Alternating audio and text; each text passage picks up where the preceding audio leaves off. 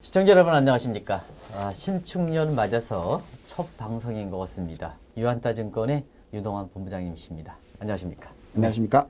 새해를 맞아서 네. 이 유 본부장님이 시간이 가면 갈수록 팬들이 많이 늘어나는데 예. 새해 첫날을 맞아서 우리 증시는 세계에서 가장 많이 올라갔고 미국 증시는 좀 떨어지고 네. 그래서 차별화된 양상을 보이는 것 같아요. 그래서 새해 첫날 네. 이렇게 세계 증시 모습 한번 좀 종합적으로 좀 스케치해 주시기 바랍니다. 자, 미국 증시가 첫날에 1%대 중반에 제법 큰 폭의 하락이 일어났습니다. 네. 그래서 이 시장을 보고 있으면 너무 고점인가? 요즘에 시장이 너무 많이 올라간 게 아닌가? 그래서 주식을 팔아야 되는 게 아닌가? 이런 걱정들을 하실 수도 있어요. 네네. 그래서 그 불안한 심리를 좀 달래드리기 위해서 말씀을 드리는데 대표 3대 지수가 다 1%대, 1% 중반 하락을 했습니다만 네네. 우리가 지금 계속 얘기해드리고 있는 전반신, 전반애라고 하는 전기차나 전기차 부품, 네네. 또 반도체 장비, 그리고 또 에너지 중에서도 신재생 에너지. 신재생에너지. 이런 대표 3대 업종은 제가 계속 지금 말씀드리고 있는 이 3대 업종은 오히려 미국 시장에서도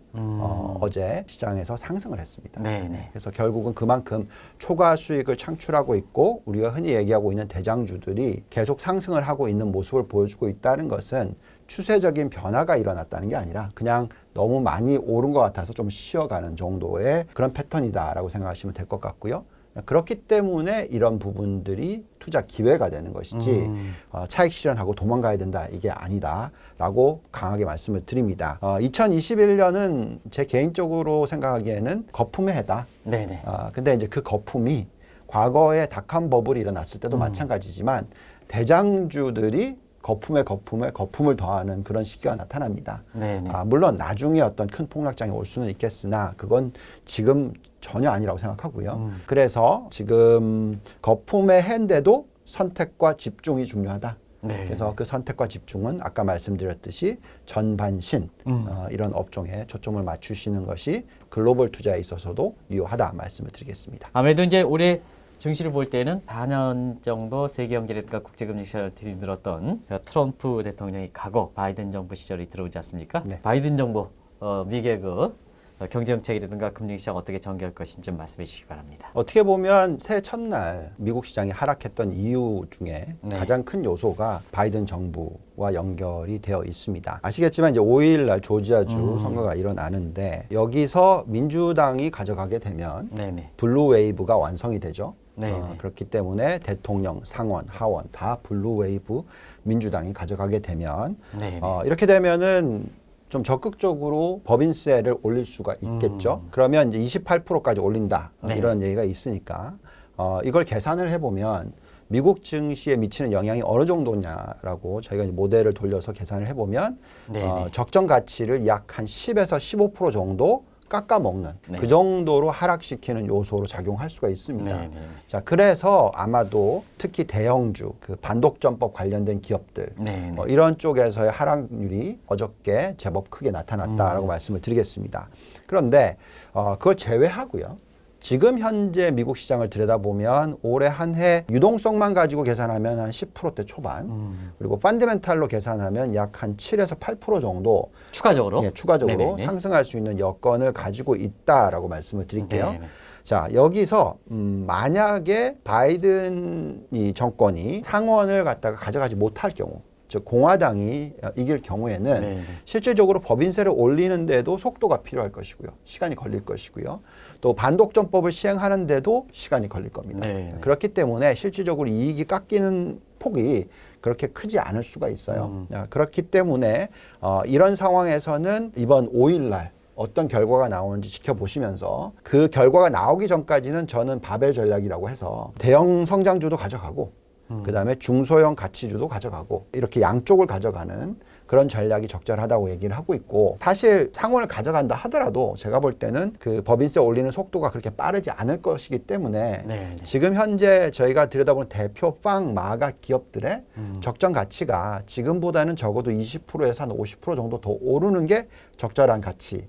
여기서 아까 말씀드렸듯이 한 10에서 20% 정도를 깎아 먹다 하더라도 적절한 가치보다는 싸 보인다는 거기 때문에 그렇기 때문에 지금 현재 시점에서 너무 또 이 성장 대형주들을 팔고 모두 다 이 경기 민감주로 가는 그런 전략은 아닌 것 같고요. 네. 대신에 적절하게 두 개를 다 가져가는 그런 바벨 전략이 좋다라고 말씀드리고 있습니다.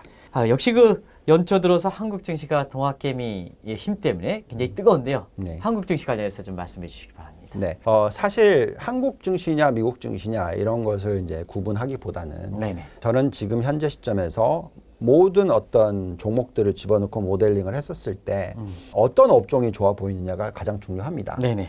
근데 아까도 말씀드렸듯이 전반에 전기차, 반도체, 신재생 에너지.